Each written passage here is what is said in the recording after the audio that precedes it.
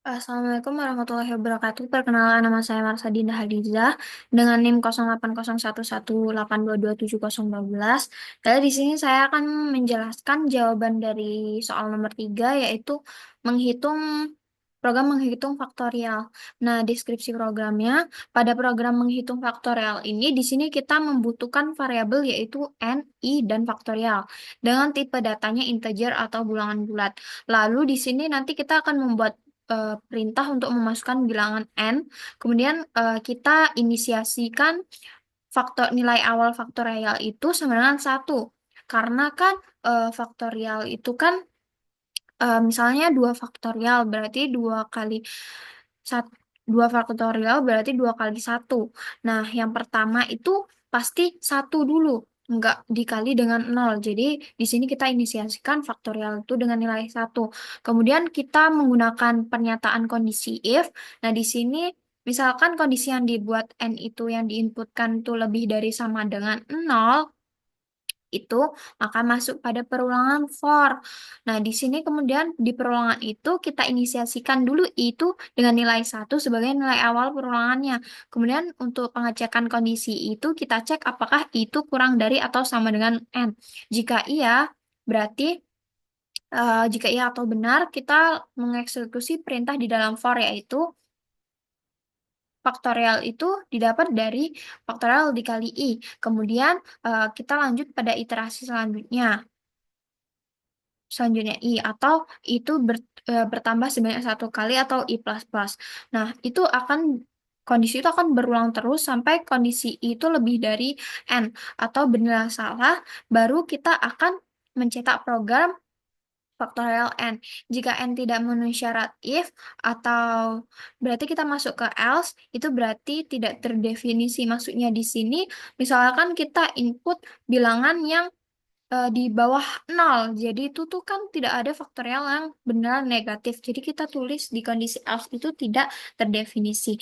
Untuk pseudocode-nya yang pertama itu ada begin, kemudian variabel i n faktorial dengan tipe datanya integer, kemudian di sini read n, dan di sini kita inisiasikan nilai awal faktorial itu 1, kemudian kita buat nilai faktorial awal itu 1, kemudian di sini kita cek if n itu lebih dari sama dengan 0 dan masuk ke perulangan for, yaitu i sama dengan 1 to n begin faktorial itu dari faktorial dikali i, kemudian i sama dengan i plus 1. Kita masuk perulangan terus sampai eh, lebih dari n baru keluar dari perulangan, kemudian kita cetak right faktorial, kemudian else then right tidak terdefinisi n.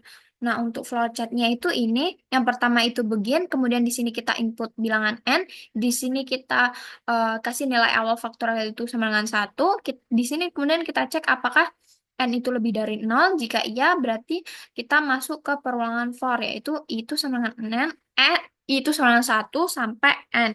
Kemudian jika benar, berarti kita masuk ke sini, yaitu faktorial itu didapat dari faktorial kali i. Kemudian lakukan perulangan i plus plus sampai perulangannya itu salah, keluar dari perulangan, kemudian kita di sini cetak faktorial lalu program selesai. Nah, di sini jika salah berarti atau ke else berarti cetak tidak terdefinisi, kemudian selesai. Kita langsung masuk ke programnya. Nah, di sini mulai. Dan di sini kita pesan memori dengan variabel n i faktorial dengan tipe datanya integer. Di sini kita tampilkan di layar monitor, masukkan bilangan. Di sini kita sambil running.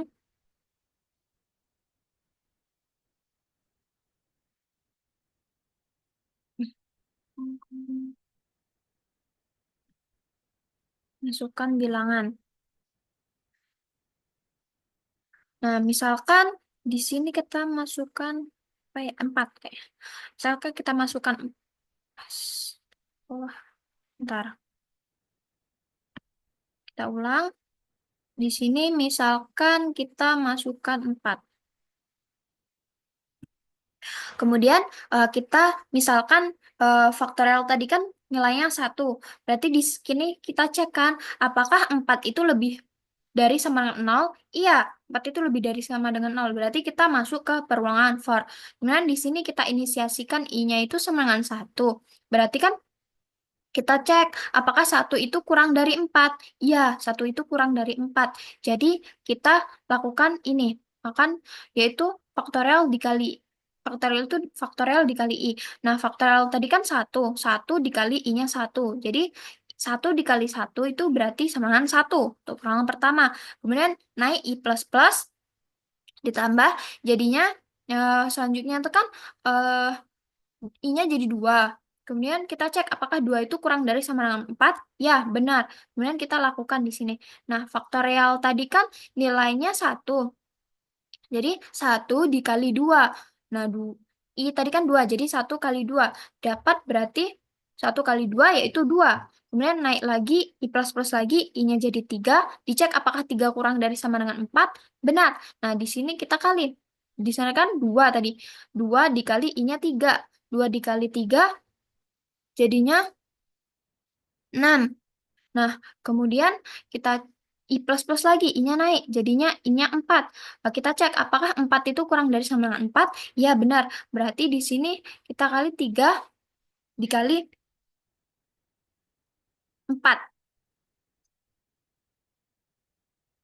Bentar.